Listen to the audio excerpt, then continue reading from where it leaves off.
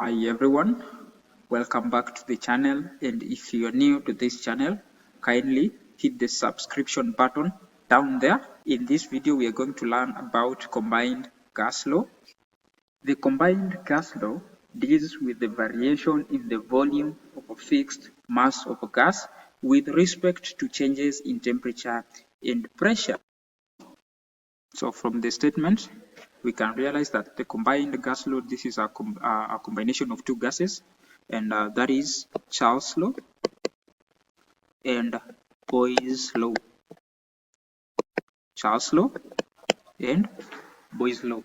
Now, what is the mathematical expression of Charles' law?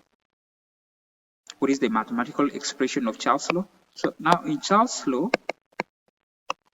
we know that the volume is directly proportional to its absolute temperature. The volume is directly proportional to its absolute temperature. Now, that is the mathematical expression of Charles' law. And mathematical expression of Boyle's law is that volume of a fixed mass of a gas is inversely proportional to its pressure. Now, if we combine the two laws, that is this expression and this expression, we get volume is directly proportional to the temperature and inversely proportional to the pressure. Therefore,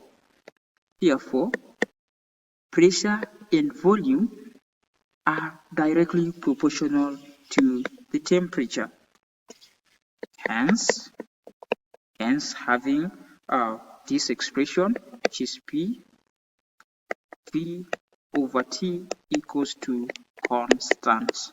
If a fixed mass of a gas of volume 1 exerts a pressure P1 and an absolute temperature T1, then the expression may be written as P1 V1 over T1 equals to constant.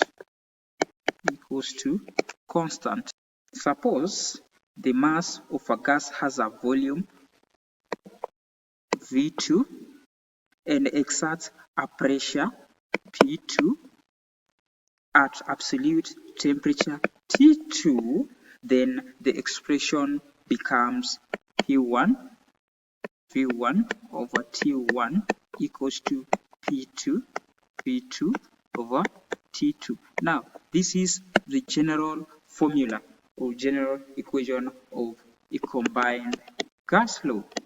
This is a general formula of a combined gas law. So this is a very important equation. It enables the volume of a gas to be obtained under any conditions of temperature and pressure, provided its volume under the same other conditions of temperature and pressure is known. And this equation is called an ideal gas equation. Now let us see if you can use the same equation in solving some numerical problems. Here is a question. So let us see if you can use the ideal gas equation to solve this problem. So the question is asking us to find the volume. So here is the question. A given mass of a gas occupies 20 cubic centimeters at 25 degrees Celsius and 670 millimeters of mercury pressure. Find out the volume it will occupy at 10 degrees Celsius and 335 millimeters of mercury. Let us recall the ideal gas equation. So the ideal gas equation is P1 over T1 equals to P2 V2 over T2. So in the question, our V1 is 20 cubic centimeters. P1 is 670 millimeters of mercury. T1 is 25 degrees Celsius. Remember, V stands for volume, P pressure, and T temperature. Now, What is our V2?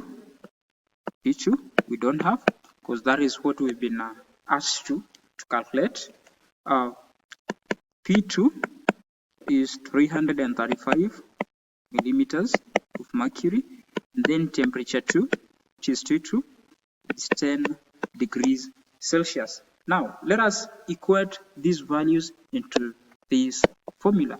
So P1, which is 670 millimeters of mercury, multiplied by V1, which is 20 cubic centimeters, divided by T1.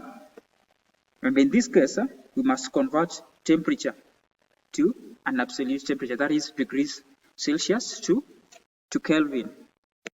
So if we convert 25 degrees Celsius into Kelvin, what shall we get? So there is another video that I posted on how to convert degrees Celsius into Kelvin. So if you've never watched that, kindly you can go back to the video and take a look. So if you have 25 degrees Celsius, you add 273. So that will give us 298 Kelvin, equals to now pressure 2, which is 335 millimeters of mercury, multiplied by volume 2, which we don't have, out of temperature 2, which is 10 degrees Celsius, and we need to convert. We must convert 10 degrees into Kelvin. So if you do that, we'll get 283 Kelvin. Okay, now we have our values.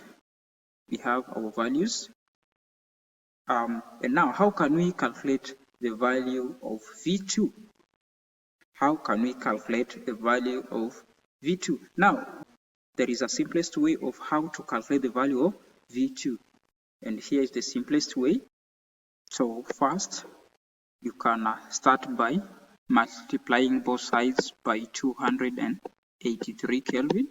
And then you multiply the other side by the same value, that is 283 Kelvin.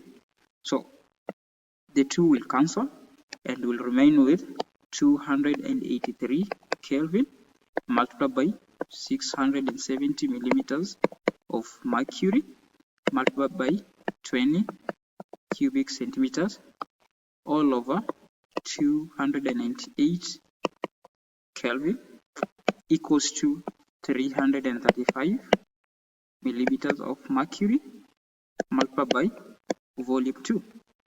Then after that, we divide this side by 335 millimeters of mercury, and the whole of this by 335 millimeters of mercury, which will be this way, 335 millimeters of mercury.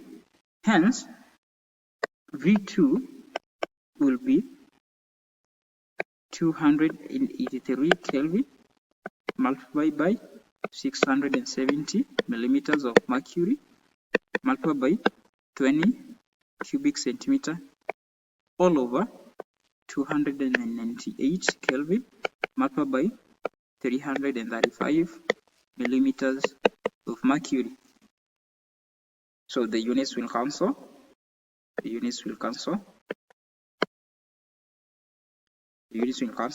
And what will remain, we key that into our calculators. So if we key in 283 multiplied by 670 multiplied by 20 cubic centimeters, divide by 298 multiplied by 335, what shall we get?